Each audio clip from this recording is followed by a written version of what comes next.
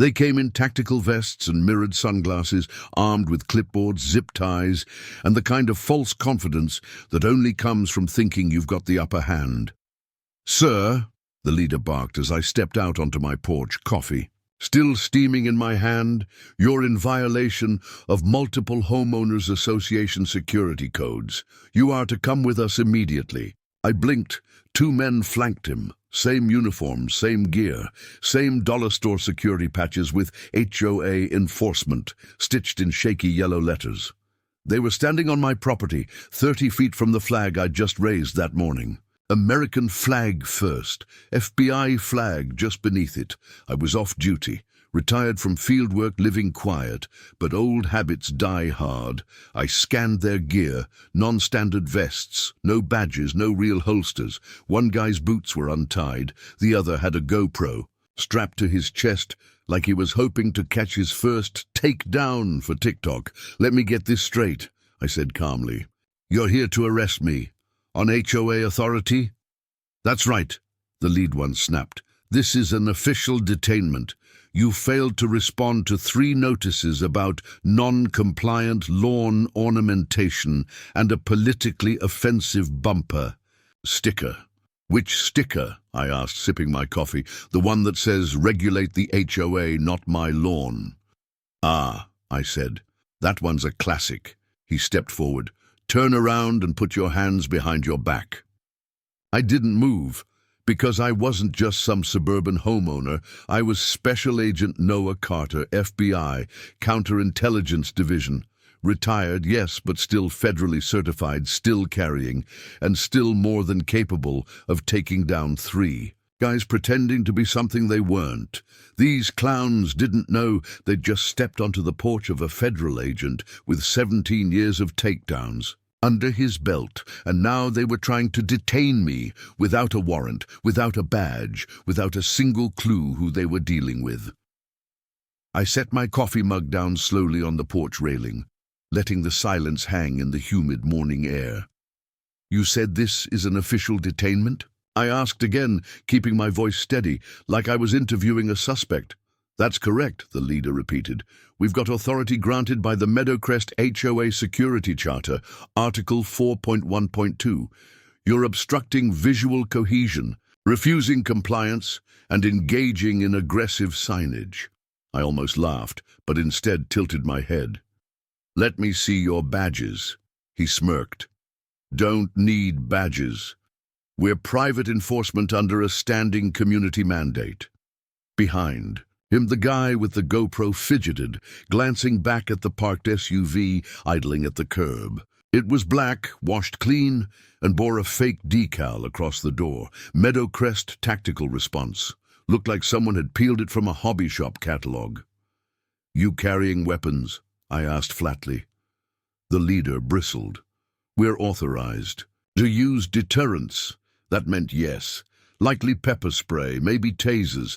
If they had actual firearms, they were hiding them poorly. I was unarmed, at least visibly. But they didn't know about the small SIG P365 tucked inside the magnetic holster under the lip of the porch bench, or the federal badge and laminated ID sitting in the drawer just inside the door.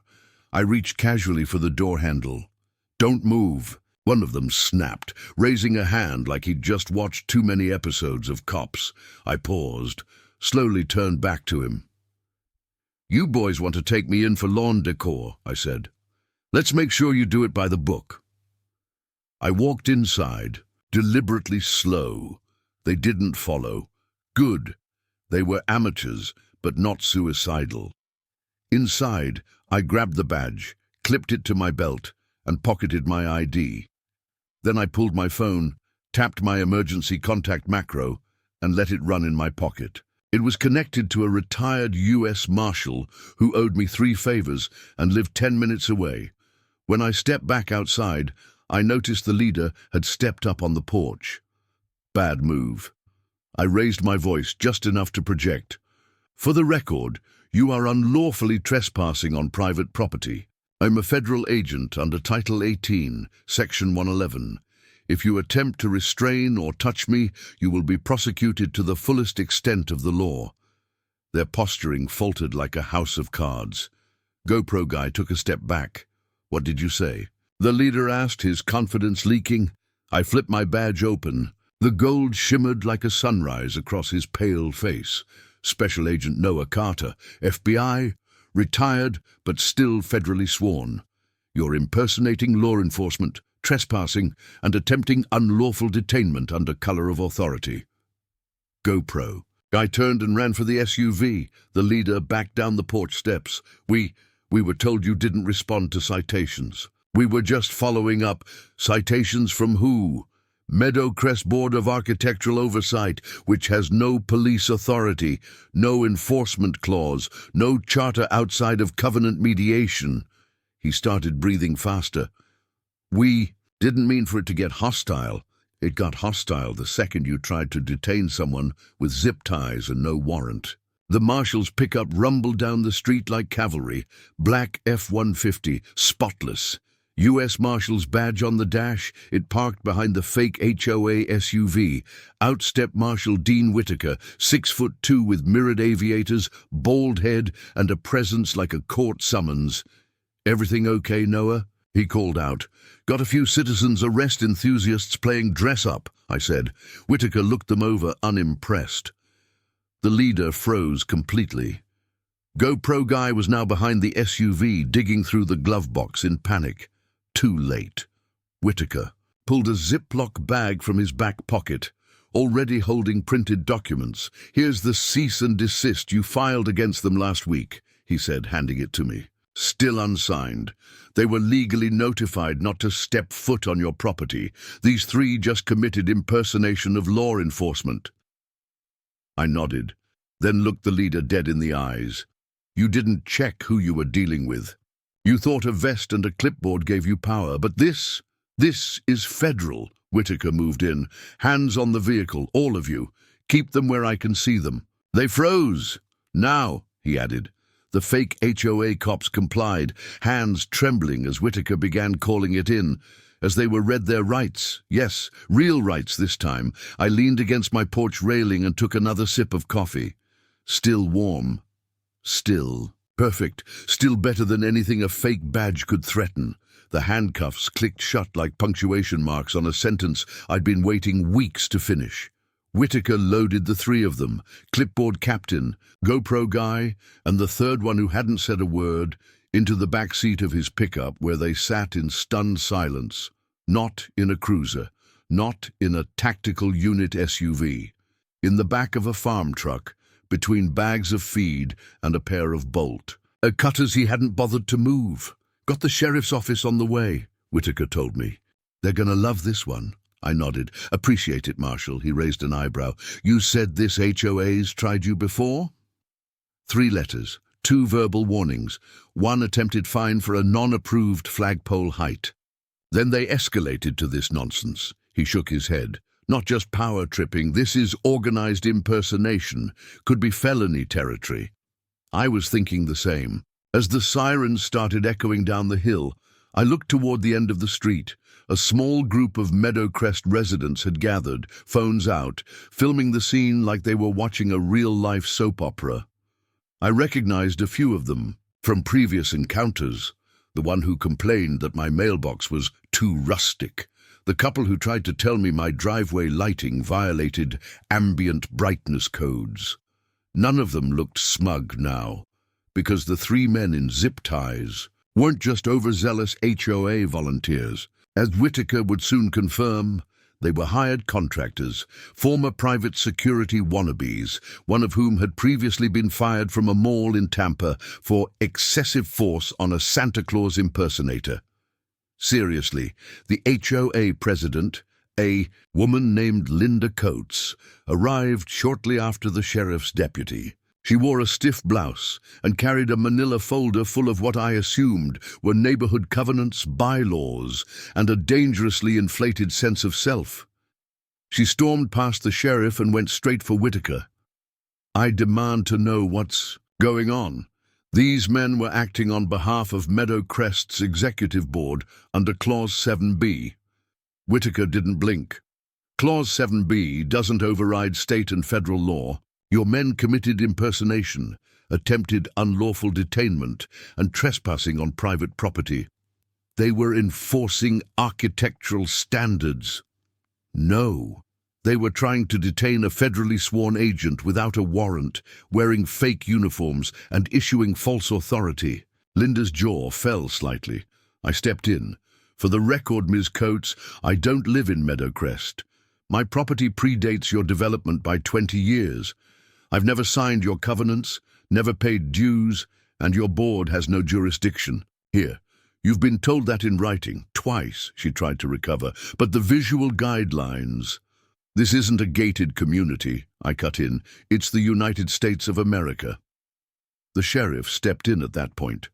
Ms. Coates, I suggest you stop talking, for your sake. Linda stood there for a moment, visibly calculating whether to keep digging. She chose silence, probably for the best. The arrested trio were booked at the county jail, released later that night on bond, and immediately slapped with federal charges. Impersonating law enforcement is no joke, especially when the person they tried to arrest is someone with direct ties to the Bureau. I spent the next few days cooperating with the investigation. Whitaker handed the case over to a local U.S. attorney, and from what I heard, they were pushing for maximum sentencing. But that was only part of the story. The other part? The HOA. Because Linda and the board weren't just guilty of bad judgment, they were the ones who authorized the stunt, paid the contractors, printed the uniforms, designed the decals on the fake vehicle. Their paper trail was sloppy, emails, checks, a tactical response budget, tucked into their HOA meeting minutes like nobody would ever look. I helped make sure somebody did. The Attorney General's office issued a cease and desist to Meadowcrest HOA within the month. Every sitting board member was removed. The HOA was fined $250,000 and placed under state-mandated restructuring. Residents were given the option to vote on disbandment. They did. 84% voted to dissolve. Turns out, even people who love rules don't like the thought of being detained on their front porch by a guy in knockoff Oakleys with a laminated badge that says Enforcer. Linda moved, sold her house, left town. The others stayed quiet. Me? I went back to mornings on the porch, coffee in hand, no flashing lights interrupting my sunrise. I did make one addition, though. Next to my flagpole, I planted a sign. Small, tasteful, wood-carved. It read, "This property does not recognize HOA, a rule, HOA authority, or HOA cosplay." Special Agent Rhett. A week after the HOA board was disbanded, I found a letter in my mailbox. No return address, no stamp, just hand-delivered, folded, and placed deliberately so the corner stuck out like it wanted to be noticed. I opened it on the porch. Inside was a single sheet of notepaper and a printed message. Not all of us supported what they did. Some of us tried to stop it. We hope you don't judge the rest of us for what the board allowed. At the bottom, a neighbor who's glad you were armed. I didn't know who wrote it. I didn't need to. It was the first thing close to an apology I'd seen come out of that community since the whole mess started. And while I wasn't in the business of holding grudges, I also didn't forget when someone tried to have me dragged off my own porch in zip ties. What I did next surprised even me. I walked across the street, not to yell, not to gloat, just to show up, visible, present, and unbothered. I knocked on the door of Marvin and Elise, an older couple I'd met once during a landscaping argument years back. They'd never liked the HOA much either. When Elise opened the door, her eyes widened. "Agent Carter." "Just Noah now," I said. "Thought I'd stop by. See if anyone in the neighborhood wants to build something a little less tyrannical." She blinked, then smiled. By the end of the week, I was sitting in their backyard, iced tea in hand, surrounded by 7 other Meadowcrest residents. None of them had supported the fake arrests. A few had actually been on the verge of quitting the HOA board, but were too afraid to speak out. Now, with the old guard gone, they wanted to start fresh. this time without delusions of power and with legal boundaries clearly in mind. They asked me if I'd help advise them just until a new volunteer board could be fairly elected. I agreed, but with one condition: no more uniforms, no badges, no tactical vests, no power fantasies, just a group of people figuring out how to not piss off their neighbors. They all nodded. One guy even clapped. The investigation into the fake cops continued for months. One pled guilty early and took a lighter sentence, 3 years probation and a steep fine. Another tried to fight it, but federal impersonation is hard to explain away. He got 6 months in county and had to publicly apologize. The ringleader, the clipboard cowboy who stood on my porch barking orders, was hit hardest. 18 months, federal prison, permanent criminal record. The HOA's insurance didn't cover any of it. Residents had to vote on whether to dip into community reserves to help pay the civil penalties. Most voted no. The HOA officially dissolved 6 months later. The Meadow Crest sign came down. In its place, a new wooden placard went up, plain, elegant, and practical. It read, Meadow Creek Neighborhood Cooperative. No dues, no drama, just neighbors. I wasn't a member, never planned to be, but when they hosted their first block party under the new name, I got an invitation in the mailbox. This one, with a real stamp and a handwritten note. Thanks for holding the line when it mattered. Your lawn gnome's still ugly, but your flag's flying proud. I laughed harder than I had in months. People often ask me if I miss the bureau, the cases, the field work, the adrenaline, but I don't. Because every now and then, justice doesn't come from raids or interrogations. Sometimes it starts on your front porch, with a clipboard and a lie, and it ends with the truth, the law, and a man who refuses to be pushed. Summer rolled in hot that year, thick air, cicadas screaming, and neighbors who no longer flinched when I waved from the end of my driveway. The new Meadow Creek Neighborhood Cooperative, they never did settle on a shorter name, had finally found its rhythm. No one was walking around with measuring tape judging hedge height. No more letters about non-neutral mulch color. No HOA security patrols or surprise violation tickets. People actually talked now, helped one another, let kids run barefoot through the grass. I liked it better this way. I still kept to myself for the most part, but I noticed the subtle differences. People smiled more. They brought zucchini from their gardens. The teenager who once filmed me trimming my hedgerow now rode by and waved on his bike.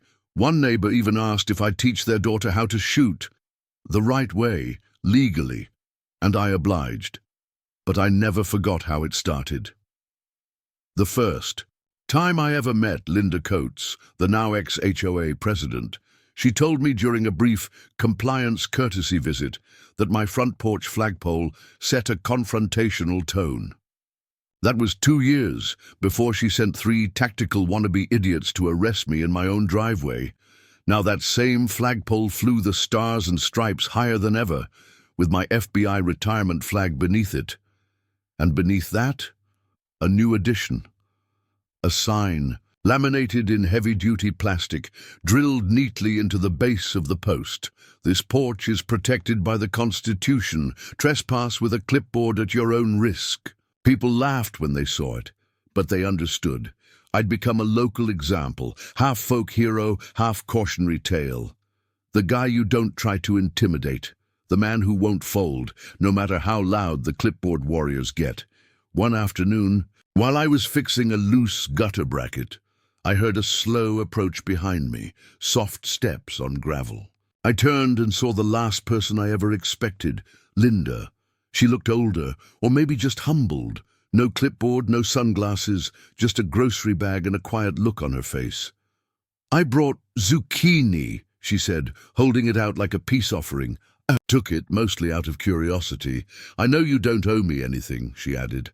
"I just wanted to say you were right about all of it. I thought I was keeping order. I didn't realize I was creating fear." I nodded slowly. Takes courage to admit that. I don't want to be that person anymore. She turned and walked away. No defense, no excuses, just that. I closed the door and set the bag on the counter. The zucchini were fresh, grown well, better than any I'd pulled this year.